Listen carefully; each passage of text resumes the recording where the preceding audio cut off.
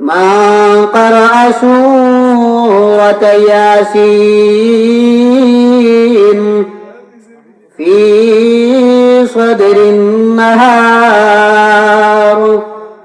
قضيت حوائجه।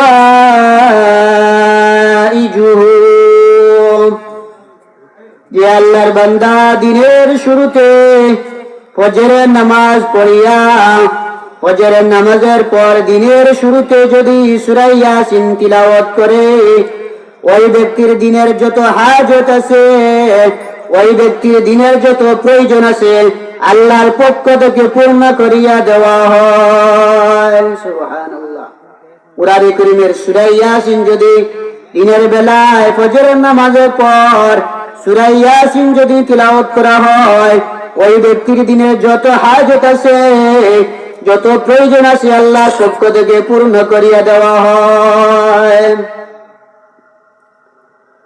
মান ক্বারা সূরাতাল ওয়াকিআ ফি আখিরিন নাহার লাম তুসিবহু ফাকাতুন আবাদা।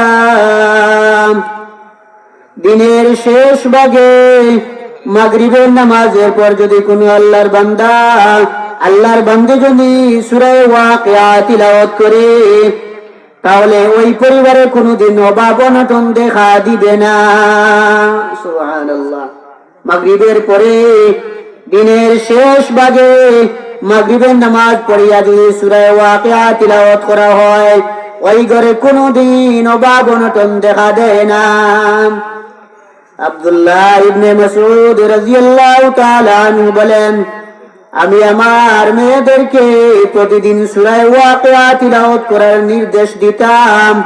ও আমার মেয়েরা, তোমরা যেহেতু ঘরের মধ্যে থাকো, তাহলে তোমরা প্রতিদিন মাগরিবের নামাজের পরে সূরা ওয়াকিয়া তিলাওয়াত করিও।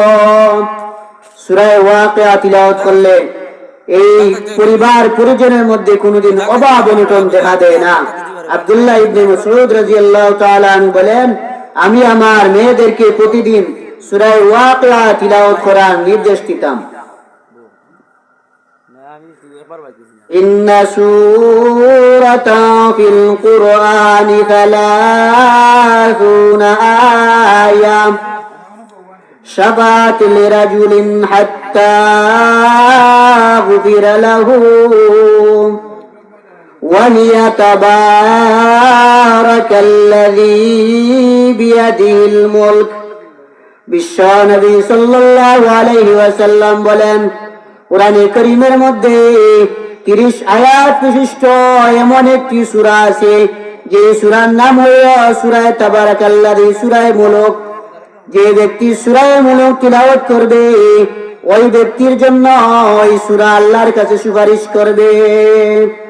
যেই বান্দা ঘুমানোর পূর্বে সূরা মুলক যদি তিলাওয়াত করিয়া ঘুমায়, যেই আল্লাহর বান্দি ঘুমানোর পূর্বে সূরা মুলক তিলাওয়াত করিয়া যদি ঘুমায়, শাফাত লিরাজুলিন হাত্তা গুফিরা লাহু, ওই ব্যক্তিকে যতক্ষণ পর্যন্ত মাফ করা না হয়, ততক্ষণ পর্যন্ত ওই সূরা আল্লাহর কাছে সুপারিশ করতে থাকে। সুবহানাল্লাহ। সূরাতুল মুলকের এক নাম হইল সূরাতুল মুনজিয়া, নাজাত প্রাপ্ত সূরা।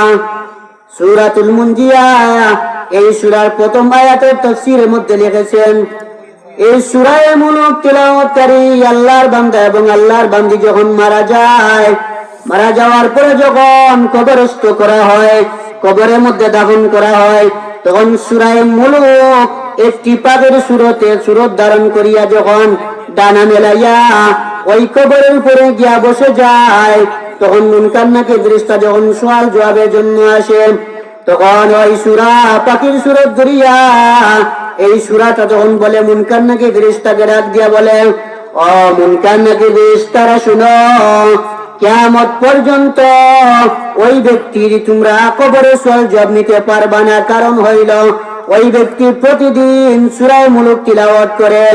সূরা মুলক যদি তিলাওয়াত করে আর তোমরা যদি কবরের মধ্যে সওয়াল জবাব লও, তাহলে সূরা মুলকটা কোরআনে কারীম থেকে উঠাইয়া নেওয়া হোক, আল্লাহর কাছে তারা গিয়া বলবে, সূরা মুলক আল্লাহর কাছে বলবে, আল্লাহ ওই ব্যক্তিকে যদি কবরে সওয়াল জবাব দেওয়া হয় আর যদি মাফ না করা হয়, তাহলে সূরা মুলকটা কোরআনে কারীম থেকে উঠাইয়া নেওয়া হয়।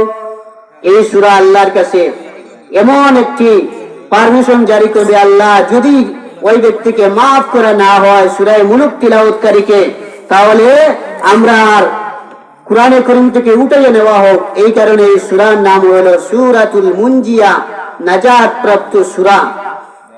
এই কারণে কোরআনে কারীম এমন একটি বরকতি কিতাব, কোরআনে কারীম এমন একটি বরকতময় কিতাব।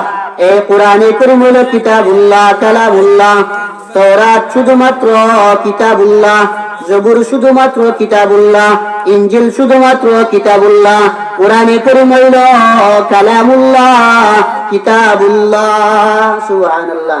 কোরআনে কারীম কিতাবুল্লাহ, আল্লাহর কিতাব। কোরআনে কারীম কালামুল্লাহ, কোরআনে কারীম আল্লাহর কালাম। তাওরাত শুধুমাত্র আল্লাহর কিতাব, জাবুর শুধুমাত্র আল্লাহর কিতাব, ইনজিল শুধুমাত্র আল্লাহর কিতাব, কোরআনে কারীম আল্লাহর কিতাব এবং আল্লাহর কালাম। এই কোরআনে কারীম আল কুরআন হুয়া কালামুল্লাহ আল মুনাজ্জালু আলা খাতামিল আম্বিয়া আল মুনাজ্জালু আলা المنقول عنه نقلا متواترا. القرآن هو كلام الله المنقول عنه نقلا متواترا. কুরআনে কারীম আল্লাহ তাআলার এমন একটি কালাম যে কুরআনে কারীম তিলাওয়াত করলেও সওয়াব, স্পর্শ করলেও বরকত হয়। কুরআনে কারীমের যে কোনো জিনিস হোক আল্লাহ তাআলার কাছে দামি। কুরআনে কারীমের সাথে যারা সম্পর্কিত তারাও আল্লাহর কাছে দামি। খায়রুকুম মান তাআল্লামাল কুরআন ওয়া আল্লামা। যারা কুরআনে কারীম তিলাওয়াত করে, কুরআনে কারীম শিখে আর এবং অন্যদেরকে কুরআনে কারীম শিক্ষা দেয়, তারা হইল দুনিয়ার মাঝে উত্তম মানুষ। অন্য হাদিস হইল আফজালুকুম মান তাআল্লামাল কুরআন ওয়া আল্লামা। সবচাইতে শ্রেষ্ঠ ওই ব্যক্তি যে কুরআনে কারীম শিখে এবং অন্যকে শিক্ষা দেয়। তাহলে সবচাইতে উত্তম হইল যারা কুরআনে কারীম শিখে এবং অন্যকে শিক্ষা দেয়। আল্লাহ পাক রব্বুল আলামিন যেন আমাদেরকে সব সময় কুরআনে কারীম তিলাওয়াত করার তৌফিক দান করেন। আমিন।